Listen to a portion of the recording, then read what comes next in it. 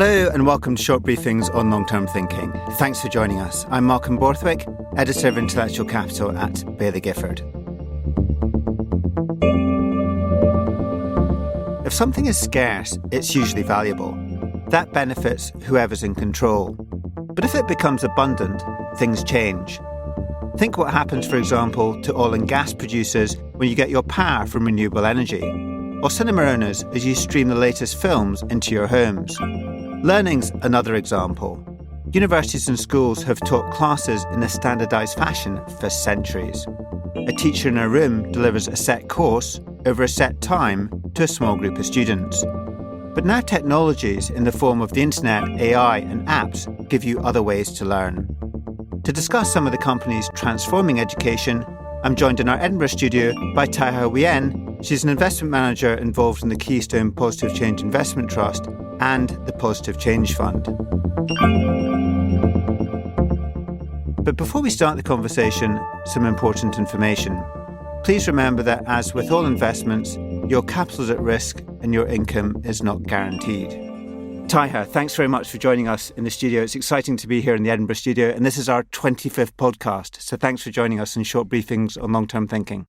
Thanks, Malcolm. It's definitely my pleasure to be here, and can't believe that it's 25th podcast already. So it's definitely a great honor. Great. Thanks very much, Thaiha.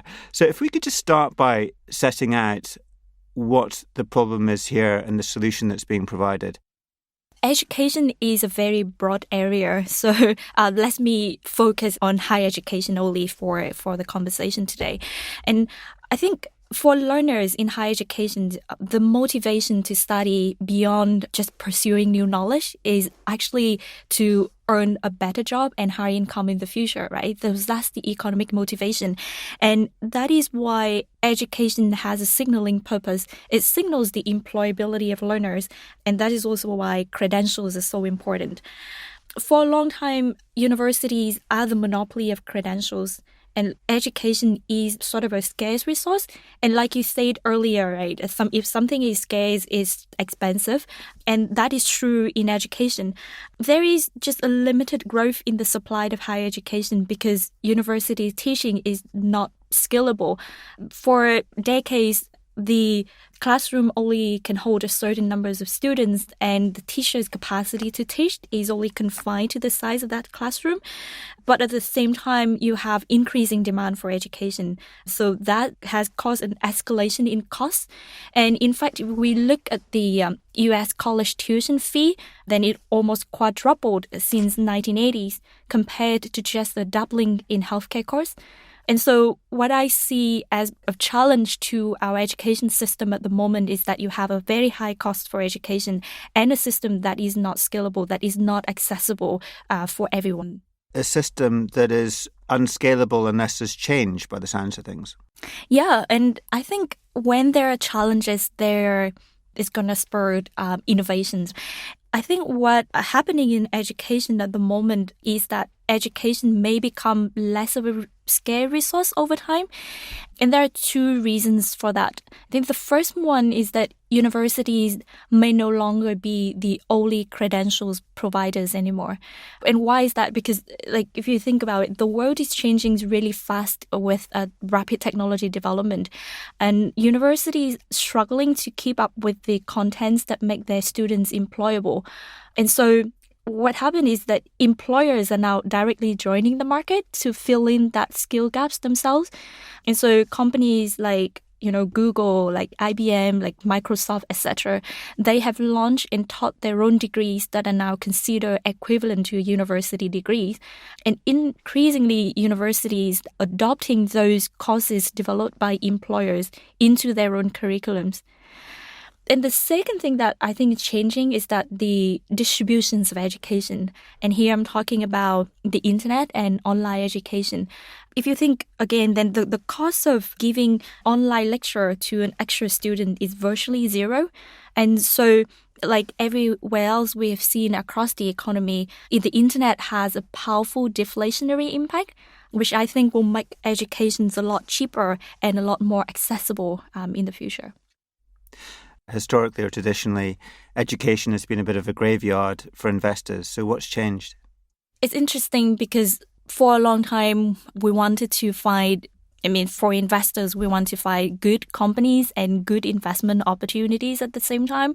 But it seems to be quite hard in education. And like you say, edtech is often considered as a graveyard for investors.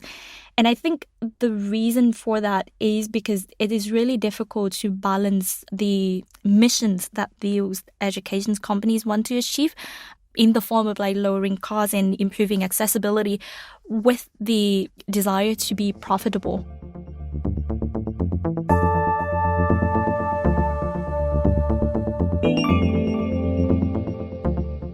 And Thaiha, let's come back to that idea of balancing profitability and mission a little bit later. But first, I wanted to focus on some of the companies that you're invested in, which you're excited about.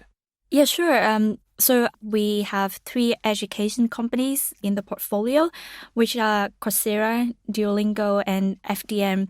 I think the audience are all very familiar with Coursera. So let's start with Coursera then.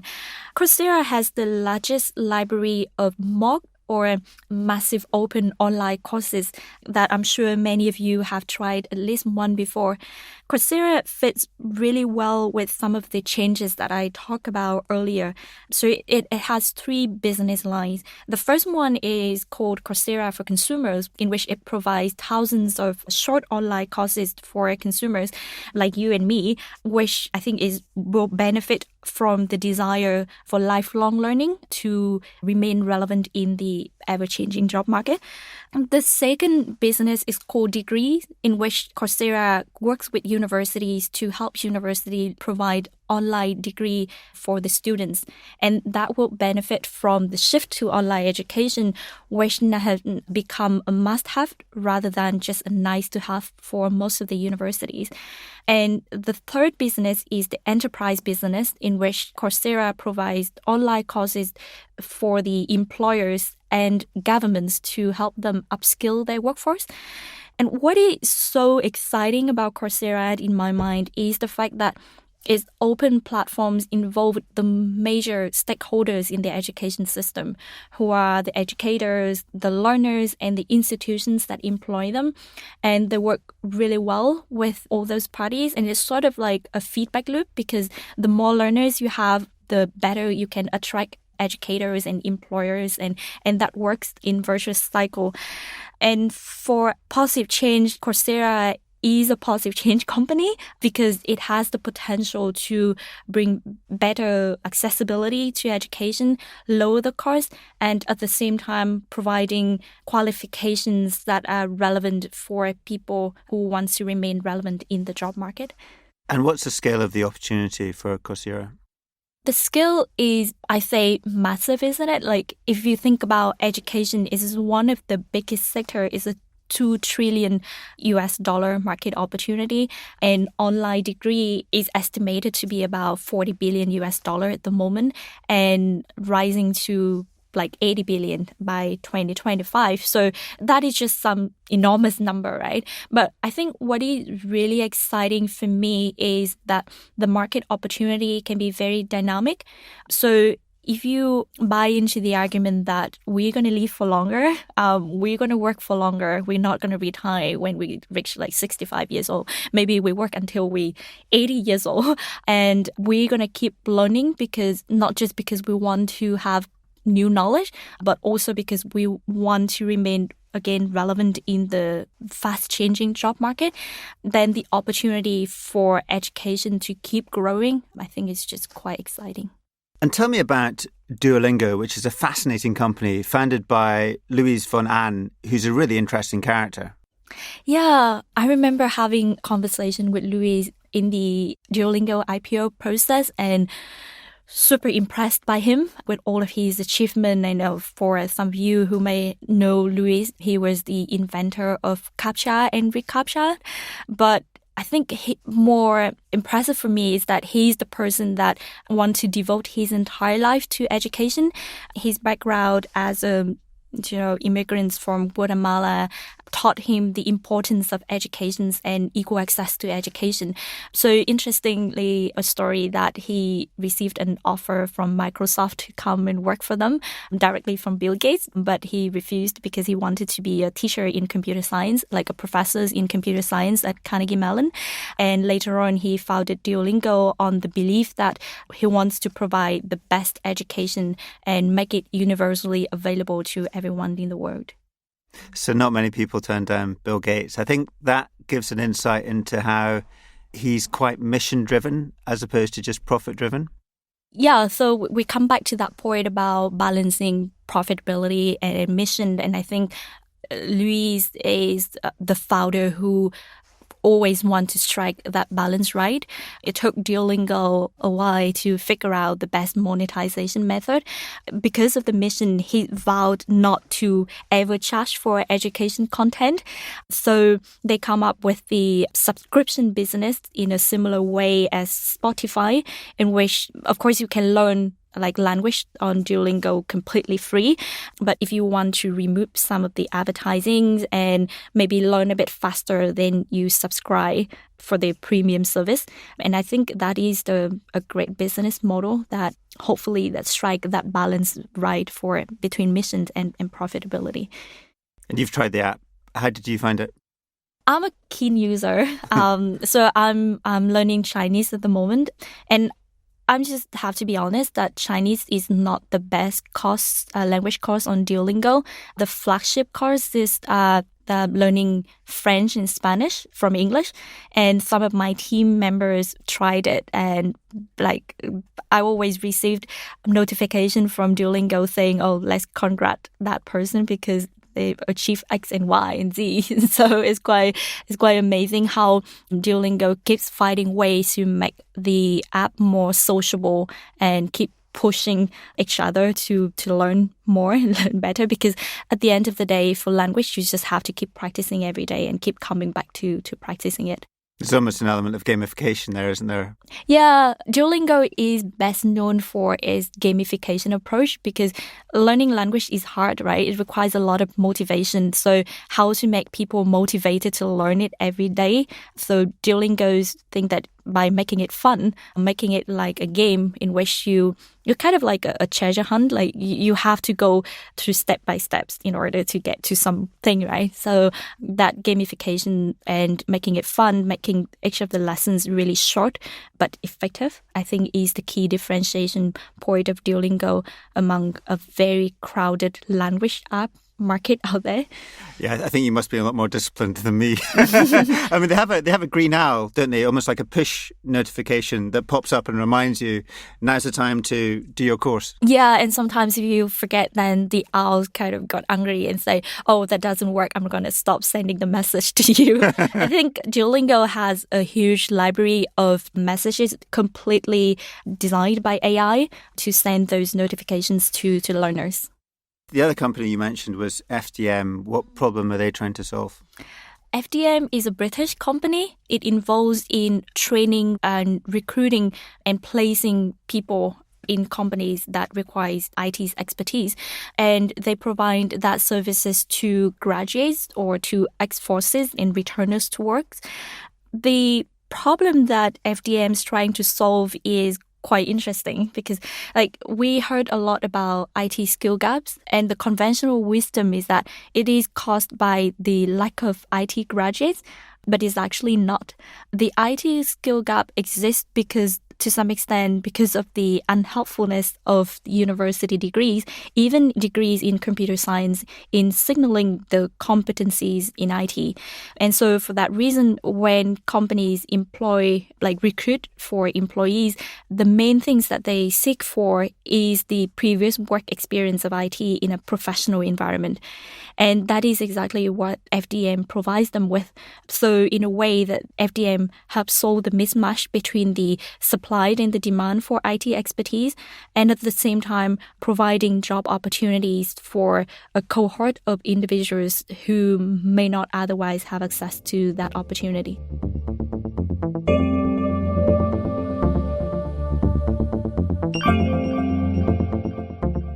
And what I'm interested in is why you choose these companies in your portfolio as opposed to others, and how you balance mission and profitability? There are lots of reasons why we chose these companies, right? But ultimately, I think the point about balancing that missions and profitability is the key. They have all found a business model that works really well with a system that can make sustainable revenues and profitability in the future. And the helm of the company is really the management team that is committed to make that balance right.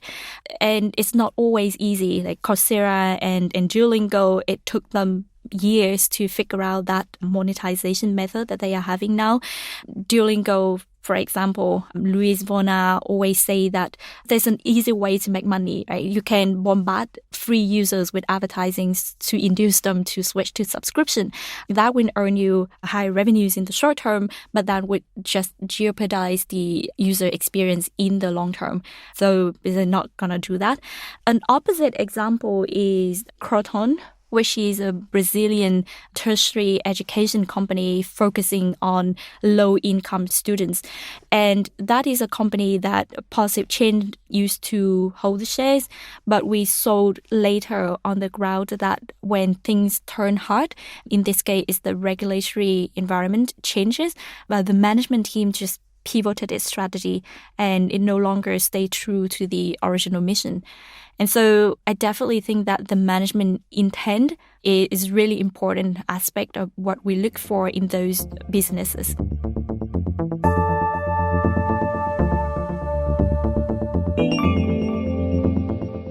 What's your own experience here, Thaiha? You grew up in Vietnam. Has this shaped or informed your decision-making at all? The experience in Vietnam is quite different from the ones that I think you have here. I studied in Vietnam till grade 11 before coming to the UK. And if I have to describe it, it was quite an intense one. Like typical Asian parents, they just have a lot of expectations for the kids. And so we were all sent to, various different classes, private tutors, after school classes to study more. And in a way, as the Vietnamese education system is very similar to the Chinese education system before the government crackdown, if you are familiar with China. And so I think at that time I coped well, but of course, if I have to choose again, then I would definitely prefer a less intensive one. That sounds quite intense. You mentioned the crackdown in China on education there. Tell me a little bit more about that and your thoughts on that. Lots of different theories or even speculations on what is the ultimate Chinese government intention with the crackdown on education. One of the most popular theory is that the education in all the private tutors, after classes, exam prep course, English course have become a big financial burden for parents. And that has a direct impact because on worsening the inequality problem, because for obvious reasons that wealthier parents can afford more and better education for their kids. But it also have an impact on lowering the birth rate because education's become too expensive that affording schooling fees for one kid is difficult, not mentioning 2 or 3 kids. So what the Chinese government wants to do with that crackdown is that they want to create a more equitable society and also to encourage birth rate before, the problems of China getting old before getting rich becomes worsened. So that is the most popular theory. And if that is the case, then I think it should be very welcome. However, I'm personally a bit skeptical on how effective that crackdown would be because if you think about it, like the ultimate reason why the Chinese education existed in that way is because of their culture, right? Parents just have lots of expectations on kids and they would try to do everything to push their kids to the top. So one way or the other, they would find new ways to do that. And culture is very slow to change. So I think it will be very interesting to see how the Chinese education system developed in the future. And I think to some extent, Vietnamese education could follow a similar path. That's interesting. Quite a lot of correlations there. Thanks so much for joining us on Short Briefings on Long-Term Thinking. Thanks, Malcolm. Thanks for investing your time in Short Briefings on Long-Term Thinking. you can find our podcast at baileygifford.com/podcasts or subscribe at Apple Podcasts, Spotify or on TuneIn. And if you enjoyed this conversation about how education is being transformed, check out previous discussions we've had on the podcast about disruption, such as how the messenger RNA vaccine could provide a solution, not just for COVID, but for cancer and other diseases. And also, how the pandemic is changing the way we shop. Intrigued? There are 24 other episodes, so plenty to choose from. And if you're listening at home, you're listening in the car, wherever you're listening, stay well, and we look forward to bringing you more insights in our next podcast.